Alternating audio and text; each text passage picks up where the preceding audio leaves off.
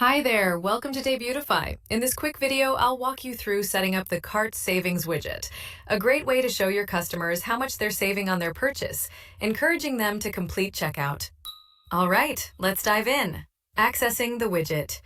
To access the Cart Savings Widget, open your customized Debutify theme. Go to Widget Group, then select Cart Drawer, Cart Order Summary. Choose Cart Subtotal. To enable or disable the widget, go to Theme Settings, Free Widget. After enabling the setting, then select Cart and choose Cart Saving Settings. Here, you can customize a settings. Heading. Customize the title or label shown on the widget. For example, Total Savings. And that's it.